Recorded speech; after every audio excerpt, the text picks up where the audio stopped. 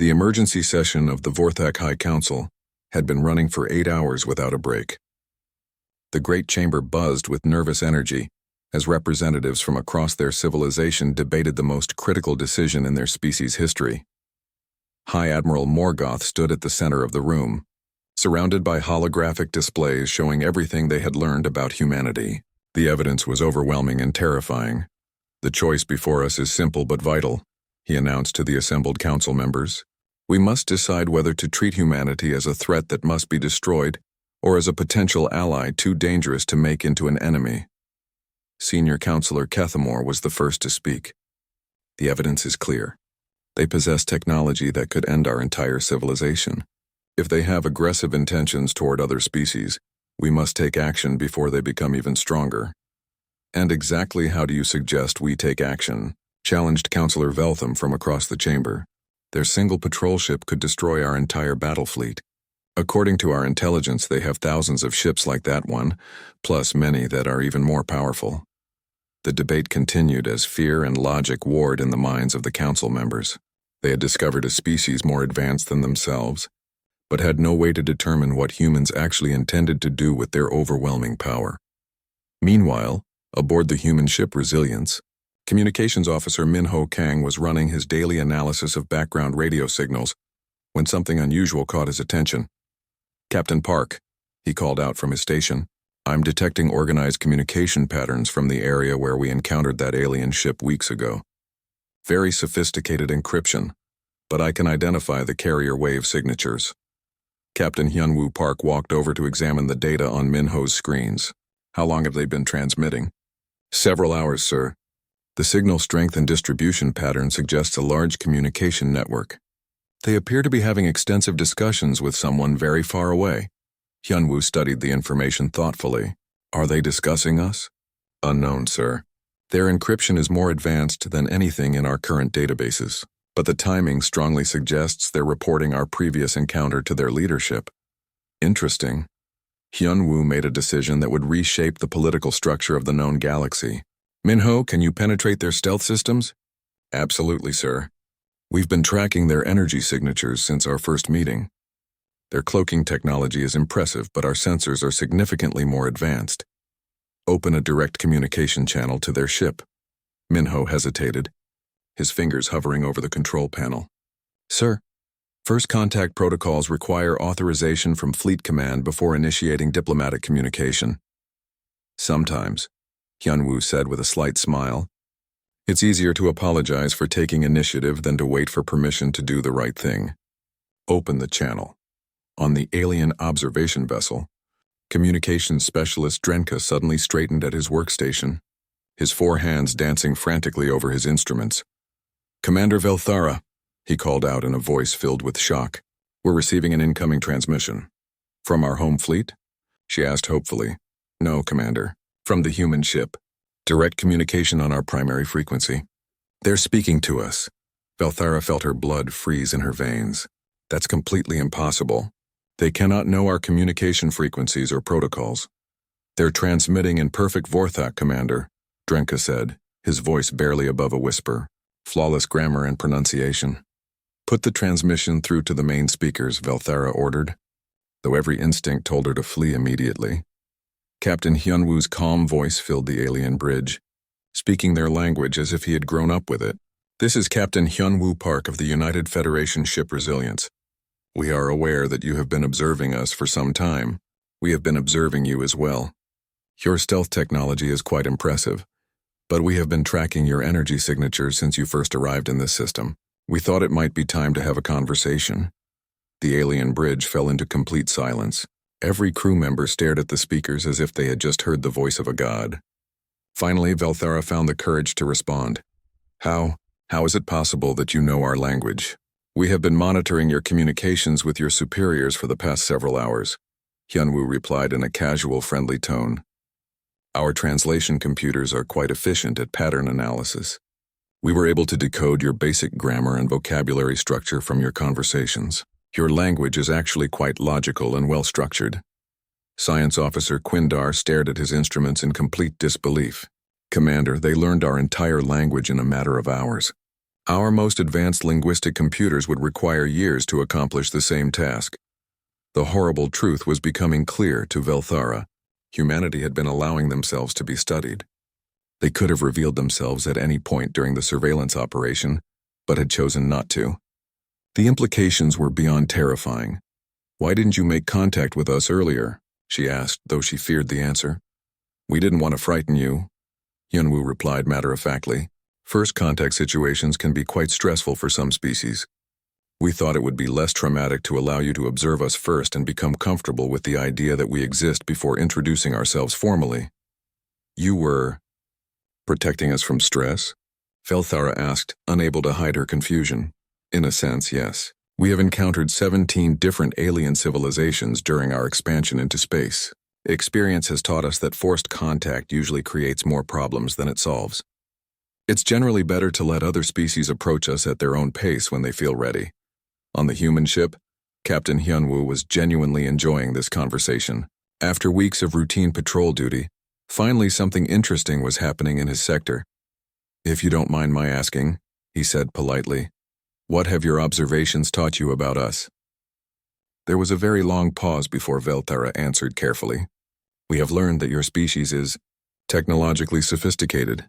Hyunwoo chuckled softly. "That's a very diplomatic way to phrase it. We understand that our technology can seem somewhat intimidating to species encountering it for the first time. But I want to assure you that we are not naturally aggressive beings."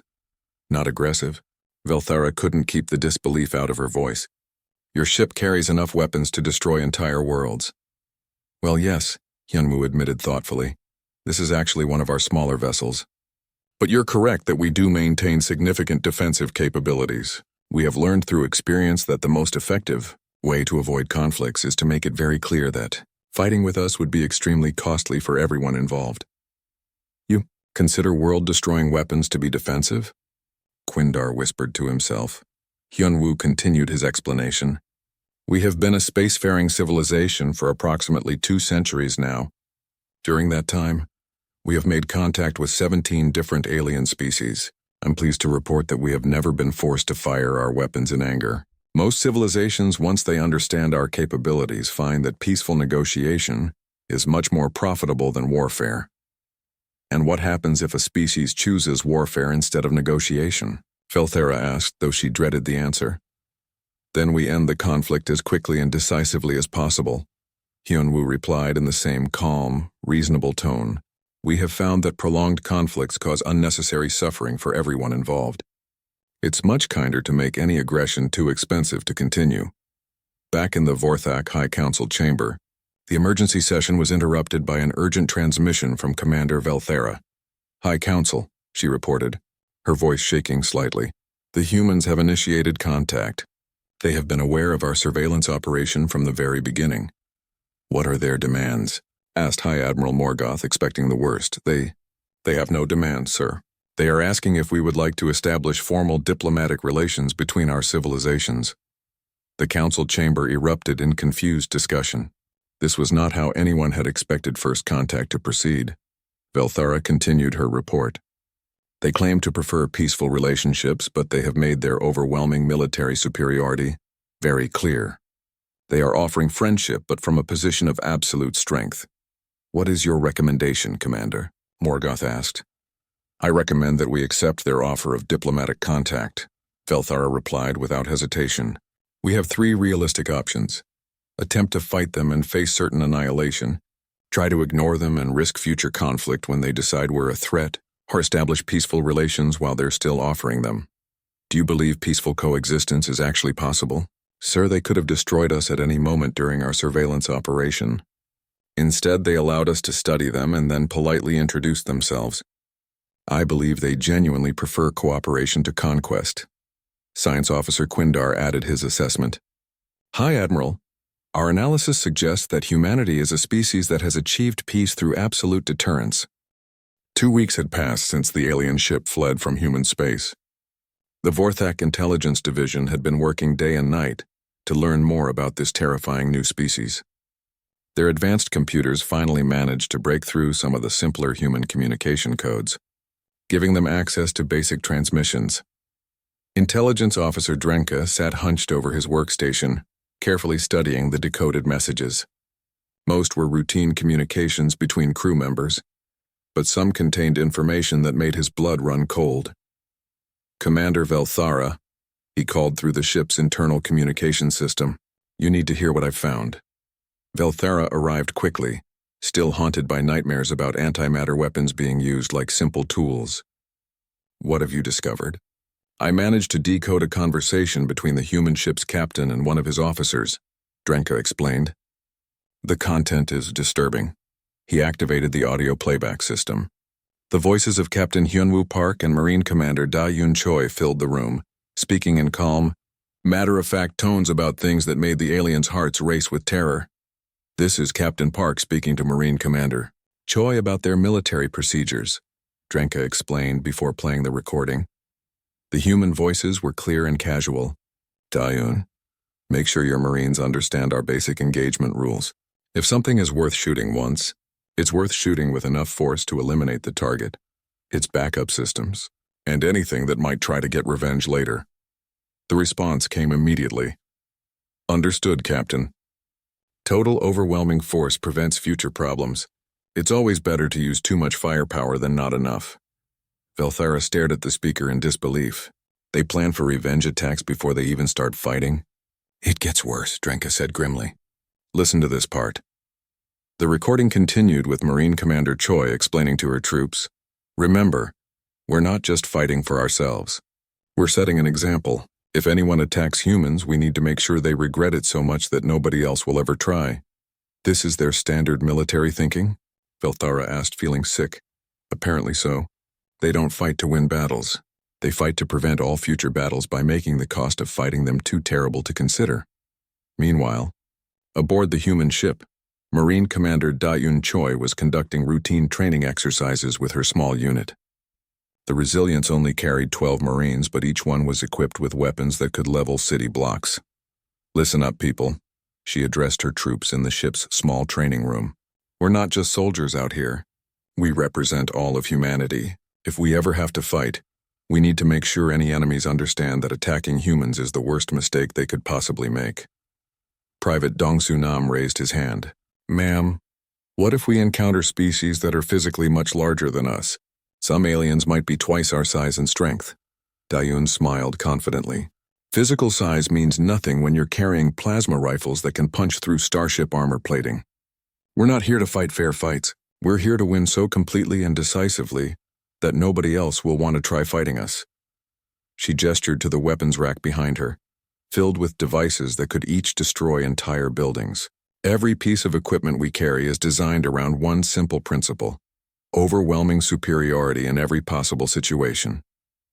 Back on the alien intelligence vessel, Drenka had been analyzing more captured human communications.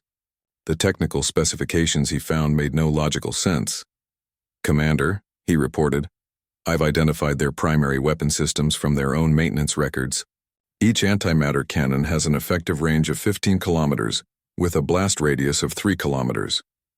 That seems reasonable for ship-to-ship combat," Velthara said, hoping for something normal in the human arsenal.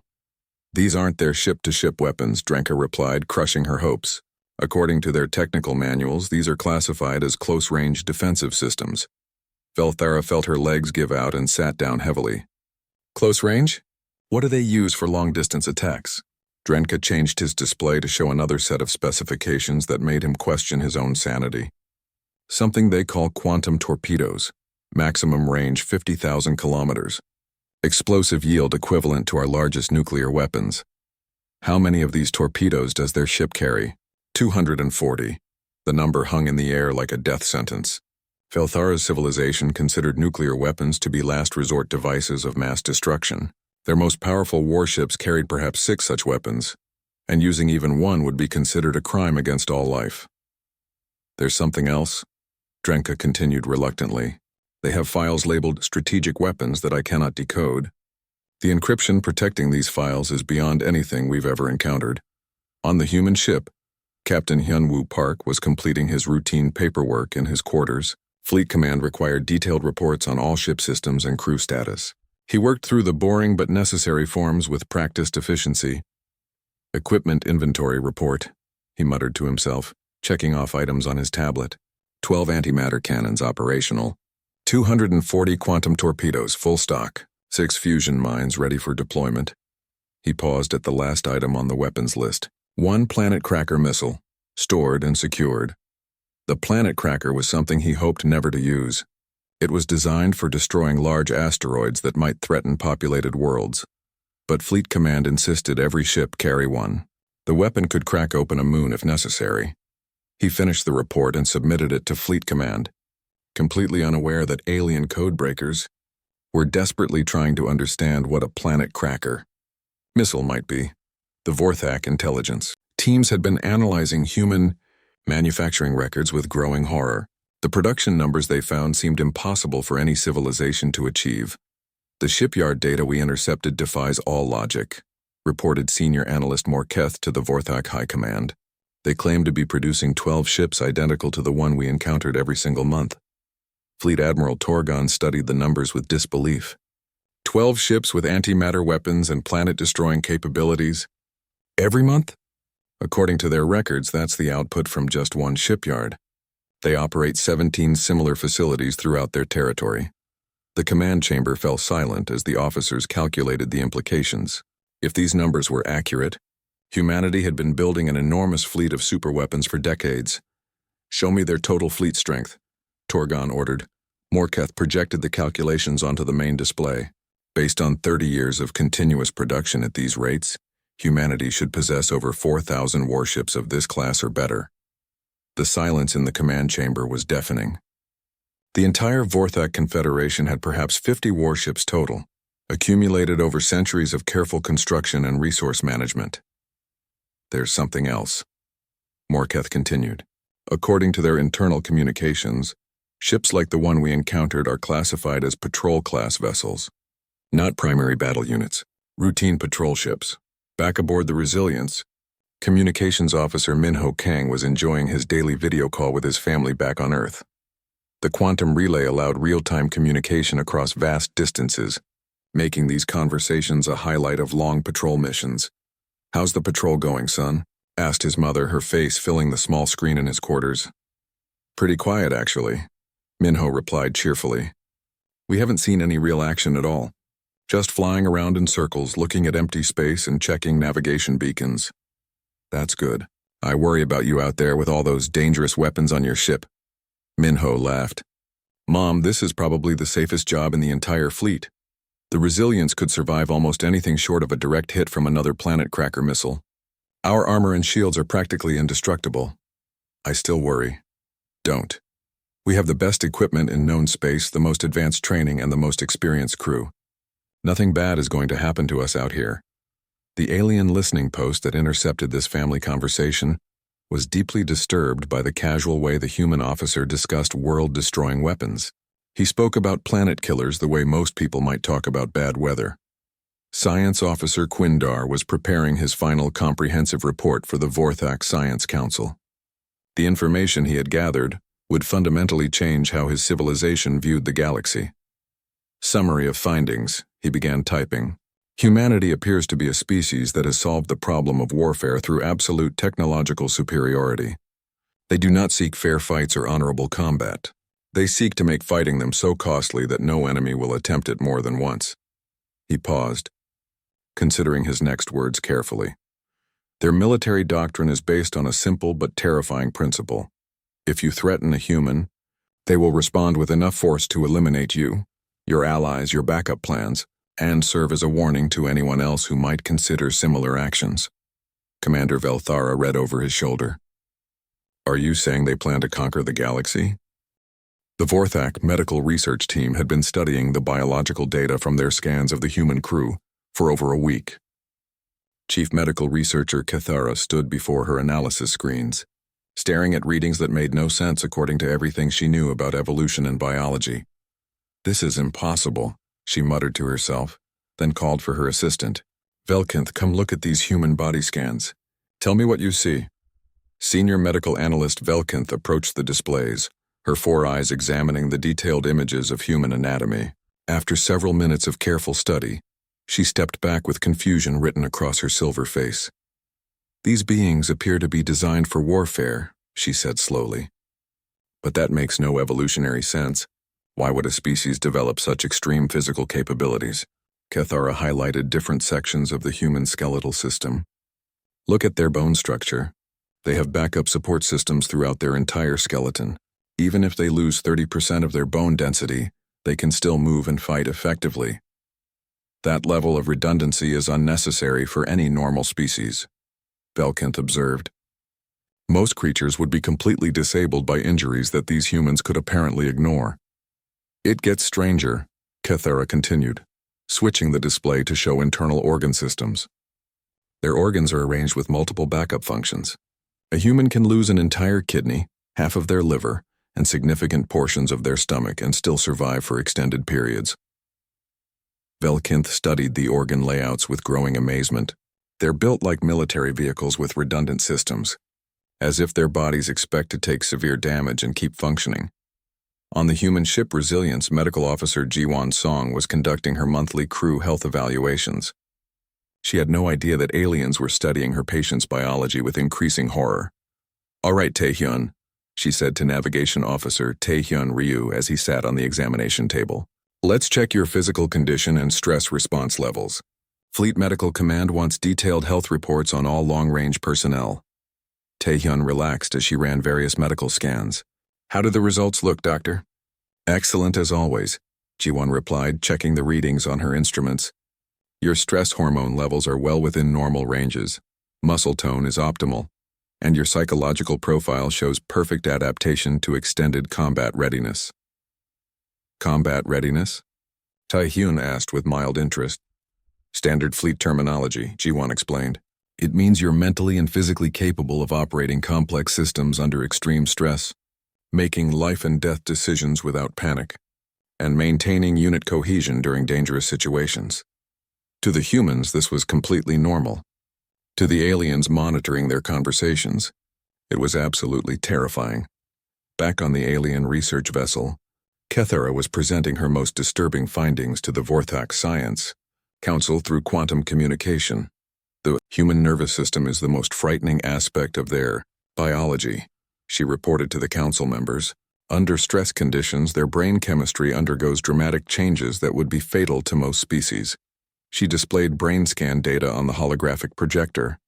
When threatened, human brains release chemicals that reduce pain sensitivity by up to 70%, increase physical strength by 40%, and improve reaction speed significantly.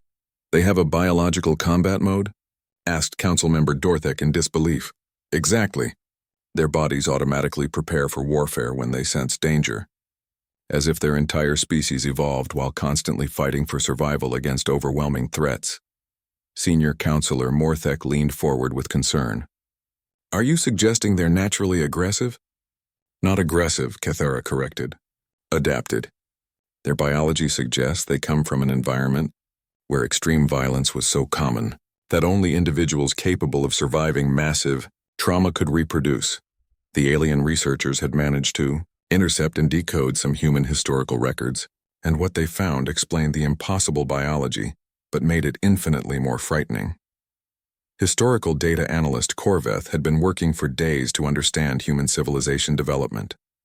The patterns he discovered painted a picture of a species that had been at war with itself for thousands of years. "Commander Velthara," he reported, "I've analyzed human historical databases going back 5,000 years. The pattern is consistent and disturbing." "Show me," Velthara ordered. Korveth projected a timeline of human history onto the main display. "In all their recorded history, there has never been a period of complete global peace lasting more than a few decades. They have been in continuous warfare with themselves for their entire existence as a civilization." "Continuous warfare with their own species?" Velthara asked in shock. "Exactly. They didn't develop their advanced technology through peaceful scientific research. They developed it to kill each other more efficiently. Every major technological breakthrough in their history corresponds directly to a major military conflict." The timeline showed the progression clearly. Humans learned to fly because they wanted to drop explosives on their enemies. They split atoms to build devastating weapons. They went to space to build even more powerful weapons. "But they seem peaceful now," Velthara protested. "Do they?" Corveth asked. Or did they simply become so effective at warfare that fighting became pointless? Look at their current situation. They possess enough weapons to destroy their entire home planet dozens of times over. Why would anyone start a war when everyone knows it would end in complete annihilation? The truth was becoming clear to the aliens. Humans hadn't learned to be peaceful. They had learned that being too dangerous to fight was the same thing as peace. On the human ship, Captain Hyunwoo Park was reading historical texts during his off-duty time. He enjoyed studying humanity's past, though some periods troubled him deeply.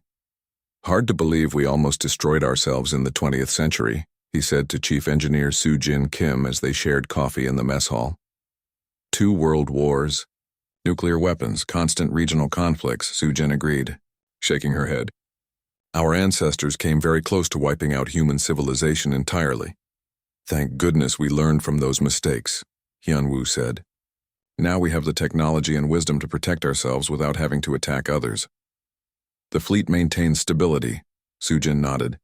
When everyone knows that starting a war would cost more than anyone could possibly gain, peace becomes the only logical choice.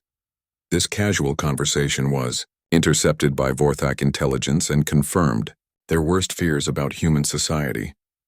The psychological analysis was perhaps the most disturbing aspect of the alien research. Cathara had been studying human behavior patterns and found something that challenged everything she knew about intelligent species. They maintain what their own medical reports call operational sanity while surrounded by civilization-ending weapons, she reported to an emergency session of the Science Council. Every human on that ship knows they carry enough destructive power to sterilize entire worlds, and they treat it as completely routine. How is such psychological stability possible? Asked Velkinth. I believe, Cathara said carefully, they have evolved culturally and psychologically to live with ultimate destructive power. Their entire society has adapted to managing weapons that could destroy everything they care about. She showed brain activity scans of the human crew during their normal daily routines. Look at these readings. They show no anxiety about their weapons, no fear of the technology they control, no stress about the enormous responsibility they carry. That's not normal behavior for any intelligent species, Velkinth observed. No, it's not. It's the psychology of a species that has spent thousands of years learning to live with the power to annihilate everything around them. They're not naturally peaceful beings. They're naturally disciplined beings. The final piece of evidence came when the aliens discovered human entertainment and cultural media. Intelligence Officer Drenka had intercepted various human broadcasts and found them deeply disturbing. Commander, you need to examine these human recreational programs, he reported to Velthera. He displayed a collection of human movies, books, and games on the main screen. This is what they consider entertainment. Stories about warfare, survival against impossible odds, fighting overwhelming enemies with superior firepower. So they celebrate violence? Velthara asked. No, Drenka replied after studying the content more carefully. They celebrate surviving violence. Every story follows the same basic pattern. Humans face seemingly impossible threats and find ways to win through better technology, superior planning, and overwhelming response to aggression. He played clips from various human entertainment media. Notice the consistent theme. The humans are usually outnumbered or outgunned initially, but they always respond by developing better weapons and using tactics their enemies don't expect.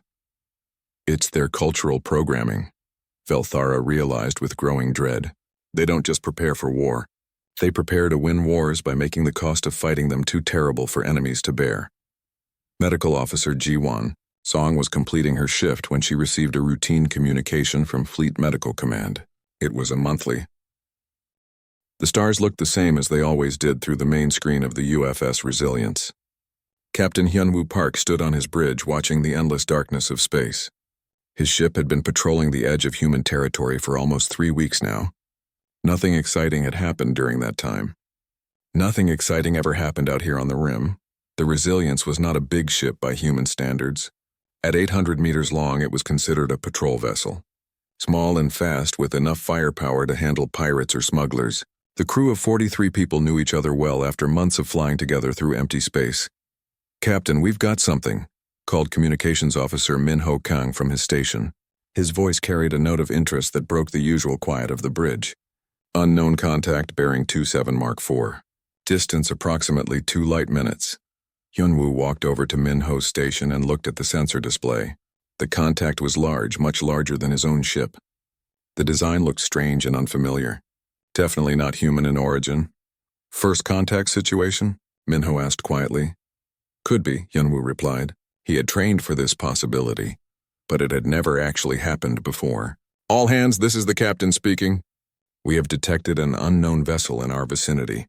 All crew members are to remain at their stations and maintain normal operations. This could be our first meeting with an alien species, so let's make a good impression. The alien ship hung in space like a silver needle, its hull gleaming under the light of distant stars. Commander Velthara stood in the center of her command chamber, studying the human vessel on her main display. She was tall and thin, with 4 arms that moved gracefully as she worked at her controls. Her large eyes could see many different wavelengths of light, giving her a clear view of the strange ship that had appeared in this sector.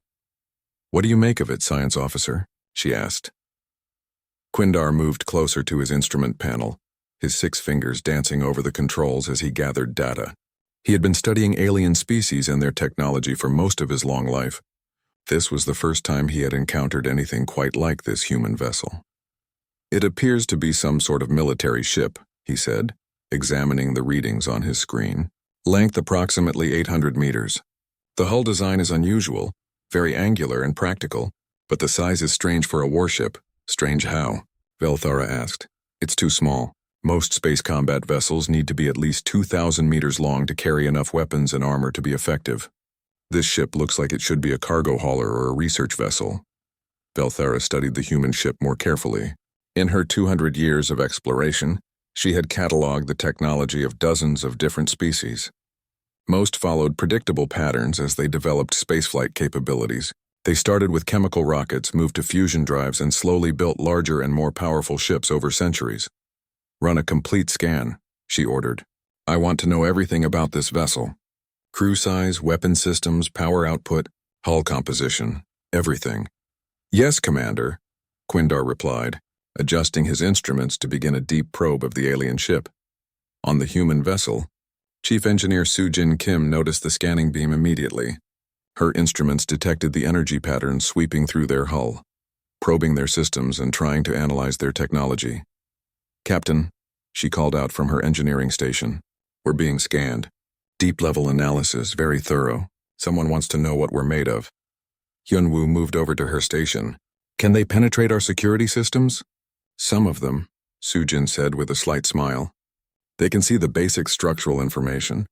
Hull thickness, crew areas, engine placement. But the important systems are protected by quantum encryption. They won't be able to see how our reactor actually works or what our real weapon capabilities are. Good. Let them look around. Maybe they'll learn something interesting about us. Back on the alien ship, Quindar was growing more confused with each passing minute.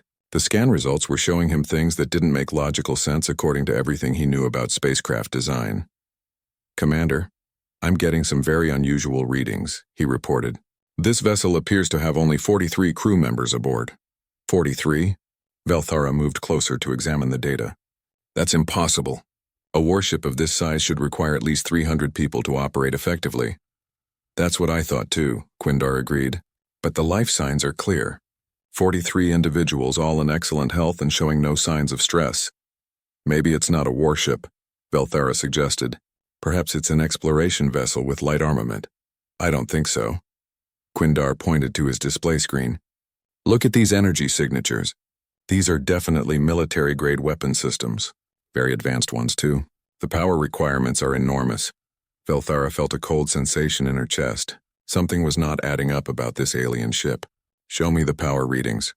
Quindar switched his display to show the energy output from the human vessel. The numbers made Velthara's hearts beat faster. This can't be right, she said slowly. According to these readings, that small ship is producing more power than our largest battle stations. I've checked the sensors 3 times, Quindar replied. The readings are accurate. Their power source appears to be incredibly compact and efficient. It's like they've managed to compress a star into the size of a small room. On the human ship, Navigation Officer Tae-hyun Ryu was monitoring the alien vessel's movements. Captain, they're holding position about 2 light minutes away. No aggressive maneuvers, but they're definitely watching us. Are their weapons powered up? Yunwu asked. No, sir. Energy signatures indicate passive sensors only. They seem curious rather than hostile. Hyunwoo nodded. Keep monitoring them. If they make any threatening moves, alert me immediately. Weapons Officer Kyung-ho Lee looked up from his console. Captain, should I prepare our defensive systems? Just as a precaution? No, Hyunwoo said firmly. We don't want to give them the wrong impression. This might be their first encounter with humans. Let's try to appear friendly and non-threatening. The alien scanning operation was now penetrating deeper into the human ship's systems, and what Quindar found there made him step away from his instruments in shock. Commander, he said in a voice barely above a whisper. You need to see this immediately. Velthara hurried over to his station. On the display screen, she could see a cross-section view of the human ship's central reactor core. It showed a sphere of contained energy that seemed to bend the very fabric of space around itself. What am I looking at? She asked. I believe, Quindar said very carefully, they have learned to harness and control antimatter. Not just use it as fuel, but actually manipulate it like we would manipulate electricity or magnetism. Velthara stared at the display in disbelief. Antimatter was the most dangerous and powerful substance known to science. Her own people had theoretical knowledge of it, but actually controlling it was considered impossible. One tiny mistake would result in an explosion that could destroy entire star systems. That's not possible, she said. No species could develop that level of control over antimatter. The risk would be too great. The sensor readings don't lie, Quindar replied. And there's something else. Look at their weapon signatures. He changed the display to show the human ship's armament systems. Velthara saw energy patterns that made her feel sick with fear. Those weapon readings, she whispered. They could destroy our ship with a single shot. Multiple shots, Quindar corrected. They appear to have 12 weapons of that power level. And there's something else in the core of their ship that I can't identify. Something with an energy signature unlike anything I've ever seen. Velthara made a command decision that probably saved her entire crew. Navigation. Take us to maximum safe distance immediately. Full power to engines. But Commander, Quindar protested. We haven't completed our analysis. There's still so much to learn about these aliens. We've learned enough, Velthara said grimly. We've learned that we're looking at a species with technology far beyond our understanding. We need to report this to the High Council immediately. Should we attempt communication first? Asked her communications officer. No, we withdraw now and report what we've found. Let the Council decide how to proceed. As the alien vessel began to move away at high speed, Captain Hyunwoo watched it go with mild disappointment. Too bad, he said to his bridge crew. It would have been interesting to make some new friends out here. Communications officer Minho Kang looked up from his station. Should I try to signal them, Captain? Let them know we're friendly? No, let them go, Hyunwoo replied. They're probably just as nervous about meeting us as we are about meeting them. Maybe next time they'll be ready to talk. He turned back to the main screen, watching the alien ship disappear into the distance. Behind him, his crew resumed their normal duties, unaware that they had just terrified an advanced alien civilization simply by existing. The Resilience continued on its patrol route, its crew completely oblivious to the fact that they had just changed the balance of power in the galaxy. Somewhere in the distance, an alien commander was racing back to her. 3 days had passed since the encounter with the human ship. Science Officer Quindar stood in the communication chamber of his vessel, preparing to deliver his report to the Vorthak Science Council.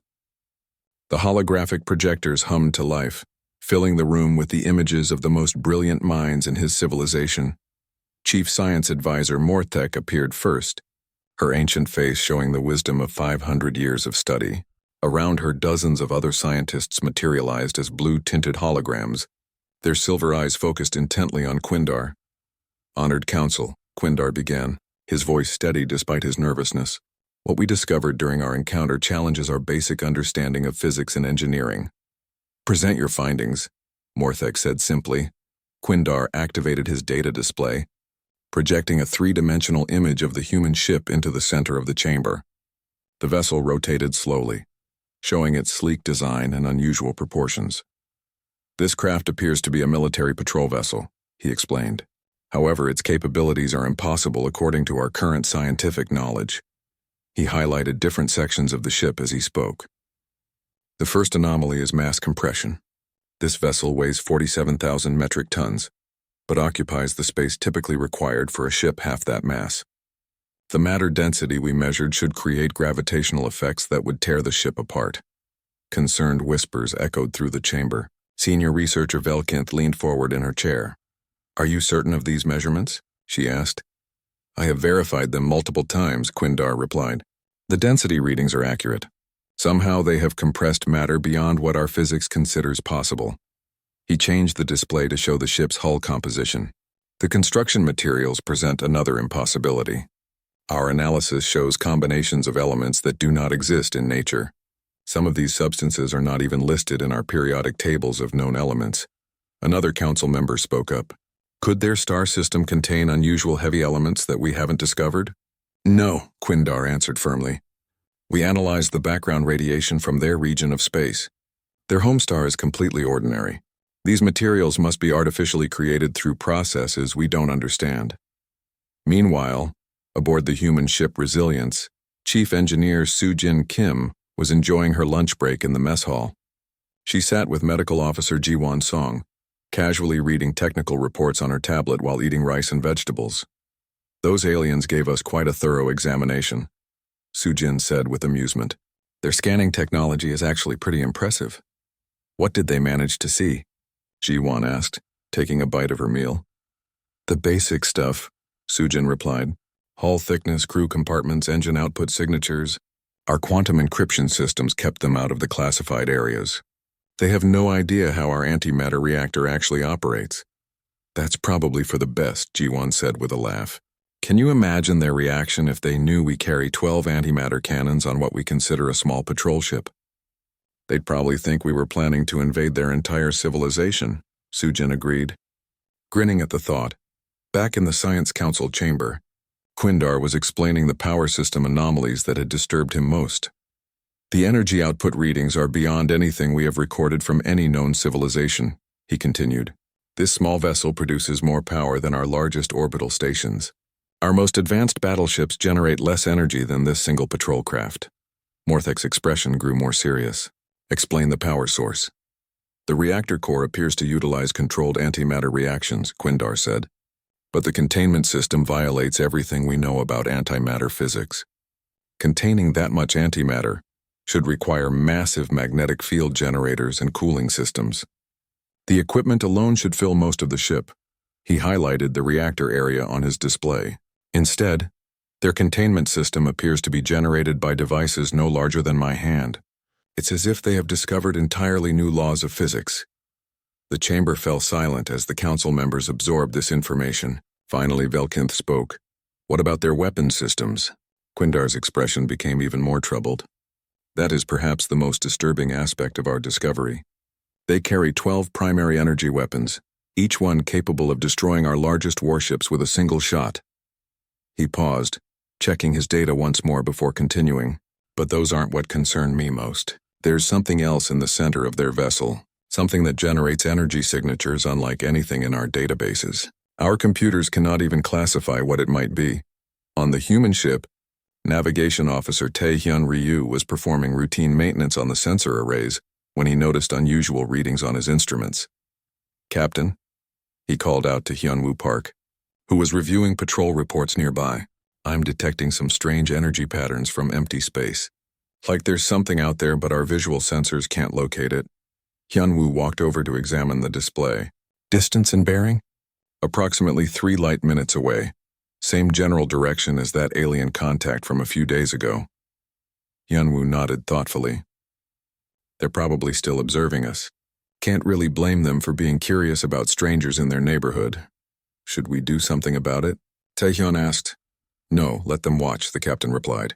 "Maybe they'll realize we're not a threat to them." At that moment, the ship's proximity alarm system activated, filling the bridge with warning sounds. Taehyun quickly checked his navigation sensors. "Incoming debris field," he announced.